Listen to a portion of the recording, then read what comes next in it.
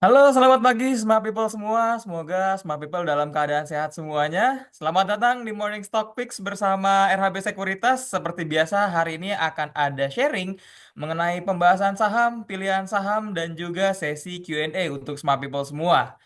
Perkenalkan, saya Falah sebagai technical analyst dan hari ini saya tidak sendirian, saya ditemani oleh Mas Fauzan, di mana beliau merupakan tim riset dari RHB Sekuritas dan juga hari ini beliau akan memaparkan informasi pasar dan sektor tertentu. Jadi bila Smart People memiliki pertanyaan, bisa ditanyakan dengan cara mengetik pada sesi Q&A. Sekarang kami akan membahas mengenai berita-berita yang sedang terjadi dan kami juga akan mengulas pilihan-pilihan saham yang bisa dipertimbangkan nantinya oleh Smart People semua. Dan untuk yang pertama kita akan membahas dari DJI terlebih dahulu. Untuk Dow Jones kalau kita lihat di hari kemarin ditutup minus 0,2% dan ini sudah turun di bawah titik supportnya dan ini menandakan bahwa adanya potensial bearish atau potensial penurunan lebih dalam untuk indeks Dow Jones itu sendiri. Kalau kita lihat untuk secara supportnya, indeks Dow Jones itu selanjutnya berada di titik 40.297 dengan nilai resistensinya masih di 41.891 Smart People. Lalu yang kedua kita melihat indeks DAX, di mana indeks DAX juga mencerminkan kinerja dari 40 perusahaan terbesar di Eropa. Di mana kalau kita lihat indeks DAX sendiri secara support dan resist ini masih sama di 23.000 secara resistance-nya atau batas atasnya nih Smart People. Dan juga untuk batas bawahnya di 22.320. Secara trennya kalau kita lihat Smart People, indeks DAX sendiri masih dalam kondisi uptrend meskipun di sini sepertinya sudah muncul tanda-tanda akan adanya konsolidasi terlebih dahulu yaitu dari titik support dan juga resistance-nya ini menjadi konsolidasi atau akan adanya trend sideways atau no trend seperti itu. Lalu selanjutnya kita masuk ke market Indonesia di mana kemarin sepertinya Smart People kemarin juga happy ya karena IHSG kemarin ditutup 1,82% naik ke 6.665 dengan nilai resistance-nya terdekat di 6.682 dan juga untuk supportnya berada di 6.496. Mudah-mudahan kalau kita lihat bisa menembus titik resistance-nya. Kenapa? Karena kalau bisa menembus di 6.682 ini menjadi tanda bahwa adanya potensi downtrend yang kemarin itu sudah selesai Smart People. Kita doakan mudah-mudahan IHSG hari ini juga bisa melanjutkan hijaunya kembali. Lalu kita masuk ke selanjutnya. Setelah kita sudah membahas DJI, DAX, dan juga Composite atau IHSG, kita membahas untuk inti-inti yang ada di IHSG-nya kemarin nih, Smart People. Kalau kita lihat beberapa minggu lalu asing sedang keluar, nah kita akan membahas asingnya juga bahwa hari kemarin asing atau foreign investor itu melakukan net buy ke tiga saham. Ini top 3-nya ya. Yang pertama ada saham Ratu. Ada customer people yang ikutan kemarin IPO-nya Ratu sampai naiknya tinggi. Di mana kemarin foreign atau asing membukukan net buy sebesar 107,8 miliar, lalu BBRI dengan 107,3 miliar, dan Telkom dengan 69 miliar. Dan untuk net sale-nya BBNI dengan 61,8 miliar turun, PB juga asing keluar sebanyak 57,1 miliar, dan MDKA asing juga keluar 39 miliar. Dan berdasarkan data dari RHB Trade ID kemarin, dengan IHSG naik, di mana ada 300 saham menguat dan juga 317 saham melemah dan 330 saham stagnan tidak naik dan juga tidak turun. Untuk sektor-sektor yang menguat kemarin masih lagi-lagi masih trading nih. Kita lihat sektor teknologi dengan 5,51% kenaikannya, sektor non cyclical 1,3% dan juga sektor finance 1,12%. Lalu untuk info komoditinya semua people, kalau kita lihat berdasarkan data dari TradingView yang saya ambil di pagi hari ini jam 5 pagi, di mana harga CPO naik 0,02% ke 4.489 ringgit Malaysia. Sedangkan untuk call turun cukup dalam dengan minus 2,93% ke 107 dolar untuk kemarin untuk hari ini pagi ini. Dan untuk gold naik 1,69% nih smart people ke 2.933. Mungkin smart people ada yang tertarik untuk melihat saham-saham gold. Lalu untuk crude oil naik 1,69% juga ke 67,44 US dollar seperti itu smart people. Baik, setelah ini kita akan masuk kepada sesi tim research, di mana tim research kami memiliki informasi juga terhadap salah satu emiten yang bisa Smart People perhatikan. Silakan Mas Fauzan.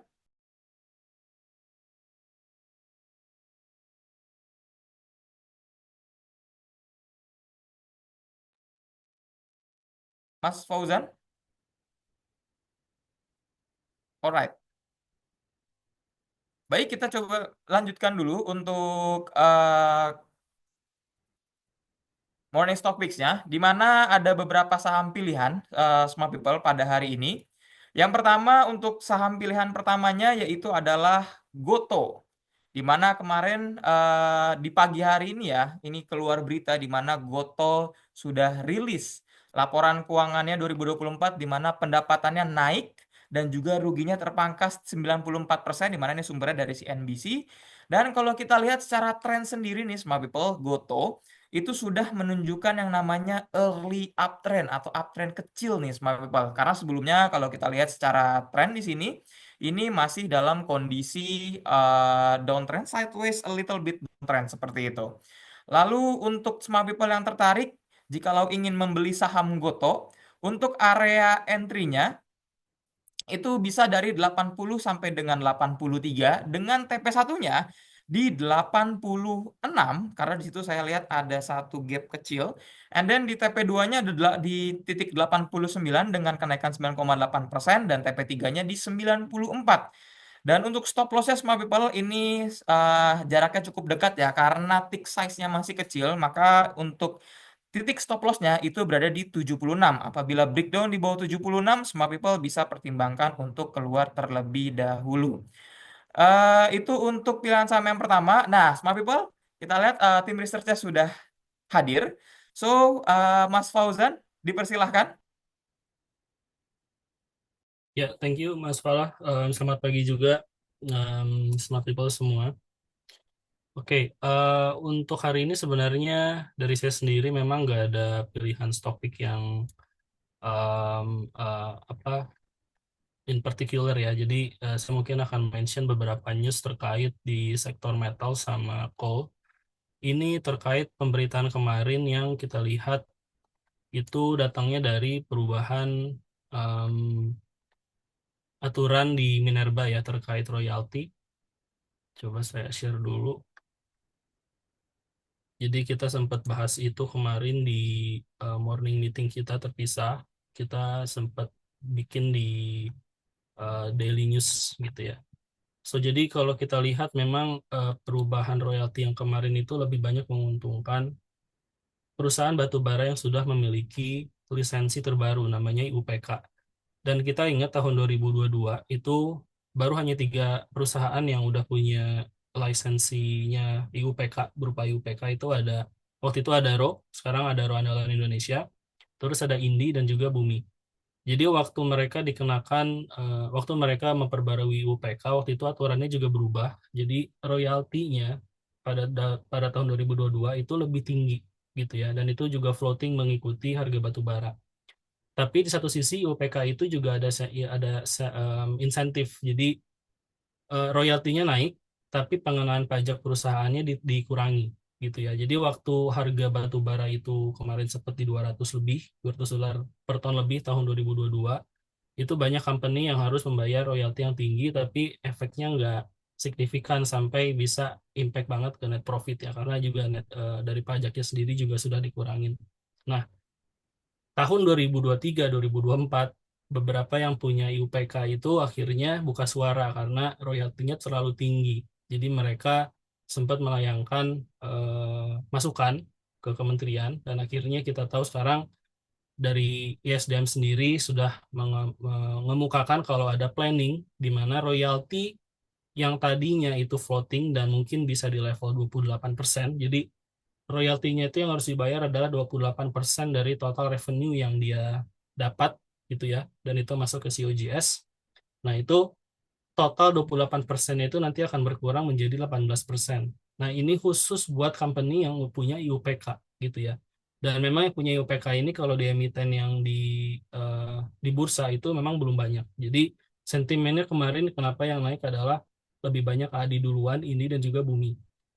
Tapi later on mungkin ada sedikit koreksi lagi ya, karena ternyata setelah di assess gitu ya, mungkin ternyata impact dari penurunan royalti ini untuk IUPK mungkin nggak sebesar yang diperkirakan sama market duluan. Jadi mereka akhirnya melihat mungkin efek dari positifnya kemungkinan nggak banyak gitu ya. Tapi memang ada sentimen yang positif di situ.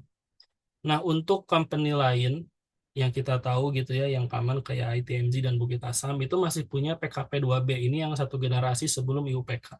Kita lihat sih perubahannya nggak signifikan juga. Jadi memang royaltinya ada pengurangan, tapi karena dari sisi rate-nya yang juga masih rendah, tapi mungkin mereka akan bayar pajak di tahun-tahun sebelumnya kita lihat sih memang mereka bayar pajak itu 30% lebih ya. Tapi royaltinya itu lebih ringan dan mungkin floatingnya ke depan juga nggak terlalu banyak. So jadi maksimal mungkin 14% buat PKP 2B ini.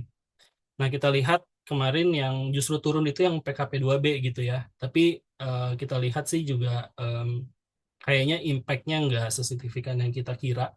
Dan kita sempat hitung eh, changes dari initial estimate kita untuk tahun 2025 kalau ini diberlakukan hari ini gitu ya peraturannya. Karena dia floating di dengan harga batu bara itu sendiri, kita lihat efeknya kalau diberlakukan sekarang mungkin kecil juga. Jadi pengurangannya mungkin hanya 5% untuk Bukit Asam sendiri gitu ya. Untuk mereka yang punya PKP 2B. Sedangkan untuk mereka yang punya dari sisi IUPK mungkin benefitnya akan lebih tinggi 10% gitu ya. So, ini update terkait penerapan aturan minerba yang baru terkait royalti yang lebih tinggi dan juga kita mungkin akan menunggu efek dari penerapan harga HBA ya, yang kalau teman-teman follow waktu itu juga ada pemberitaan kalau harga batu bara ekspor kita nanti akan nggak refer lagi ke ICI, jadi akan lebih banyak pakai HBA dan ini efeknya sebenarnya buat emiten itu mungkin diuntungkan karena harganya lebih mahal. Tapi buat importir dari negara lain untuk bayar mungkin agak sedikit berkeluh kesah karena lebih mahal harganya gitu ya. Tapi ya ini adalah policy yang harus di follow dan kita lihat kalau ini diberlakukan mungkin impact-nya akan lebih banyak positifnya ke emiten meskipun ada sedikit ketakutan kalau mungkin negara-negara lain itu nggak beli lagi coal Indonesia, tapi itu less likely gitu ya. Mereka akan tetap butuh coal dari Indonesia. So, jadi kita lihat sentimennya buat batu bara itu masih agak limited ya, tapi tadi juga sempat dimention kalau harga batu bara itu sempat menyentuh di $107. Dan ini sebenarnya progres yang lumayan cukup baik karena kita lihat di bulan Maret, Februari itu adalah periode di mana seasonal harga batu bara itu paling rendah selama 1 tahun. Dan dengan dinamik yang ada, menurut kita, downside-nya itu sudah sangat limited di level $100 per ton, dan ternyata memang nggak turun di bawah $100 gitu ya, malah agak naik lagi ke 107. Jadi, kalau kita lihat trennya, polanya dari tahun ke tahun, 10 tahun terakhir, memang di bulan April dan bulan Mei itu selalu ada peningkatan month on month. Karena berangsur juga dengan pergantian musim, biasanya pergerakan harga batu bara itu naik. Jadi kita lihat sebenarnya untuk batu bara bisa dibilang ada sentimen yang positif dari kenaikan harga nanti. Jadi memang untuk beberapa call company yang kita cover kita pakai trading buy gitu ya, masih agak limited untuk jangka panjang. Tapi possible untuk harga batu bara bisa naik. Nah, nanti sentimennya mungkin akan lebih banyak juga untuk bisa trading di saham-saham batu bara gitu. Mungkin itu eh, Mas em, Mas Falah. Baik, terima kasih Mas Fauzan. Untuk sektor coal nih batu baranya. Kita akan melihat dari sisi teknikalnya. Tadi ada dua ya yang di cover oleh tim research ITMG dan juga PTBA. Tapi kita akan melihat ITMG-nya. Dimana kalau kita lihat nih Smart People ITMG sendiri, memang kalau secara tren masih dalam kondisi downtrend yang cukup panjang Smart People. Itu start dari 9 Desember sampai sekarang itu masih cukup panjang. Dan support terdekatnya berada di 23.000. Jadi deket banget nih Smart People dengan titik support dengan harga sekarang dengan titik support itu sangat dekat. So, bagi Smart People yang tertarik untuk membeli saham ITMG di mana ini juga masih downtrend, itu saya sarankan bisa buy on weakness saja Smart People. Ini kita bisa beli di area bawahnya di mana support selanjutnya pun masih di minus 4%. So, wait and see terlebih dahulu. Kalau bisa menunggu mungkin di harga 22.100 ini menjadi titik entry yang cukup baik dengan titik stop loss-nya. Ini saya cukup dalam ya memang. Kalau tadi kita mendengarkan penjelasan dari Mas Fauzan ini masih cukup make sense ya di sini. Lalu untuk nilai stop loss-nya kita turunkan. Oke, baik. Di sini ada nilai support. Untuk supportnya selanjutnya stop loss itu di harga 21.000. Jadi entry-nya itu bisa di harga 22.100 dan untuk stop loss-nya di harga 21.000. Nanti kalaupun entry-nya di harga 22.100 tersebut, untuk TP satunya berada di 23.300, TP 2-nya berada di 23.925 dan TP 3-nya ini kita pakai metode half candlestick di sini di 24.500 untuk ITMG. Lalu selanjutnya Smart People kemarin Mas Ilham itu juga memberikan tiga stock picks pada hari kemarin. Di mana yang pertama adalah Akra, di mana Akra juga naik nih Smart People. So selamat Smart People yang membeli saham Akra kemarin. Dengan titik stop loss yang masih jauh di 1215, jadi ini masih bisa di hold meskipun belum kena area TP-nya. Lalu selanjutnya itu ada PTRO, di mana kemarin PTRO juga salah satu yang direkomendasikan oleh Mas Ilham, ini rekomendasi keduanya. Untuk PTRO sendiri masih di area buy-nya karena memang untuk area supportnya itu di 2920 untuk titik support atau titik stop loss daripada saham PTRO ini yang dibeli atau yang direkomendasikan kemarin oleh Mas Ilham. Dan yang ketiga adalah saham BBRI. Nah, ini pasti Smart People juga happy kemarin ya karena saham BBRI-nya naik cukup tinggi dengan 2,64%. So, selamat untuk Smart People yang membeli saham BBRI ini masih bisa di hold karena titik stop loss-nya masih cukup jauh di 3590 itu masih bisa dipertimbangkan di hold saja ya Smart People. Lalu kita masuk ke pilihan saham. Tadi kita sudah ada satu saham yang kita spill. Yang pertama adalah Goto ya Smart People dengan trading plan-nya. Area belinya di 80 sampai 83. TP satunya di 86, TP 2-nya di 89 dan TP 3-nya di 94 dengan titik stop loss-nya di 76. Lalu saham kedua adalah SSMS, di mana SSMS sendiri memiliki tren yang bearish menuju sideways ya Smart People karena di sini ada rebound di area Fibonacci-nya. Dan untuk area buy-nya bisa dari 1355 sampai dengan 1375, TP satunya di 1460, TP 2-nya di 1485 dan TP 3-nya di 1515. Stop loss-nya di 1300. Apabila breakdown atau menembus di bawah 1300, Smart People bisa dipertimbangkan untuk jual seperti itu. Lalu pilihan yang ketiga ada saham Kija, di mana ini salah satu saham properti. Untuk Kija sendiri, kalau kita lihat area buy-nya memang di 175 sampai 179 Smart People. Secara trennya ini menuju sideways, sebelumnya memang dia downtrend. Lalu kalau kita lihat dari sisi stokastiknya ini juga adanya golden cross di hari kemarin meskipun di area netral ya Smart People. Area netral itu yang warna biru nih, dari 80 sampai 20. Ini adalah area netral dari stokastik.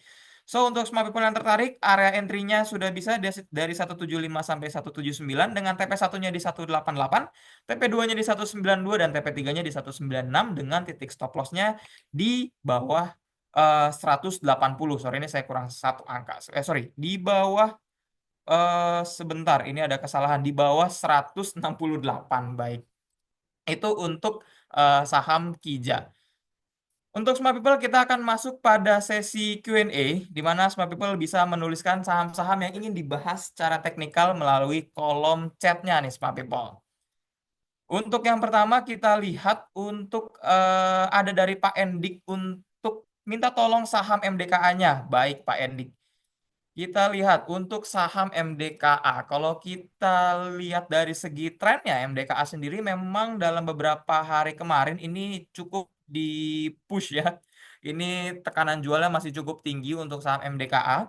Dan ini pas sekali di area supportnya ya Pak Endik dan Smart People semuanya. Di area 1300 itu adalah titik supportnya.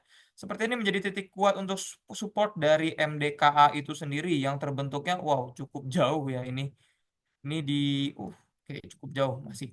Untuk MDKA sendiri karena ini kemarin pun ada gap down yang dibuat oleh MDKA dan secara trennya masih dalam kondisi downtrend, minernya ya Pak Endik dan Smart People semua. So kita wait and see dulu untuk MDKA kita belum bisa mengeluarkan trading plan-nya. Karena kita butuh satu candlestick untuk menunjukkan bahwa dia sudah adanya rebound seperti itu. Itu untuk MDKA. Semoga menjawab pertanyaannya untuk Pak Endik. Lalu kedua kita lihat ada MAPI dan juga ASRI dari Pak Haryanto Gunawan. MAPI dan juga ASRI. Nah, ini MAPI adalah salah satu saham. Oh, ini sudah menembus titik resistance ya MAPI ya. Ini salah satu saham yang cukup fenomenal ketika memasuki bulan Ramadan apabila dan juga nanti di Lebaran ya. Kalau kita lihat untuk untuk MAPI sendiri kemarin menembus titik resistensinya di 1525 atau ini Fibonacci 78,6%-nya. Dan secara stokastik ini juga sudah mendekati area atas. Sebenarnya ini mendukung untuk uptrend-nya ya untuk MAPI sendiri.